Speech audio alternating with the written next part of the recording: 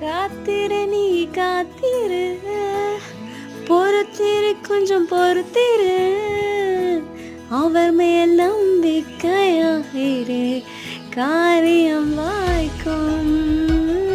காத்திரு நீ காத்திரு, பொறுத்திரு கொஞ்சம் பொறுத்திரு, அவர் மேல் நம்பிக்கையாயிரு, காரியம் வாய்க்கும். ஆமென். கர்த்தர் வந்து காரணமே இல்லாம நம்மளை காத்திருக்க வைக்க மாட்டாருங்க. நம்ம ஜெபங்கள் விண்ணப்பங்களுக்கு பதில் லேட் ஆகுது அப்படின்னா நமக்கு ஒரு ஸ்பெஷலான ஒரு ஆன்சரை ஆண்டவர் கொடுக்க போறாரு, ஸ்பெஷலான ஒரு கிஃப்ட் கொடுக்க போறாருன்னு அர்த்தம். வேதம் அப்படியா சொல்லுது, கர்த்தர் வந்து அதினதின் காலத்துல வந்து நேர்த்தியா எல்லா காரியத்தையும் செஞ்சிருக்காரு அப்படின்னு. நம்மளோட வாழ்க்கையில அவர் செய்வாரு.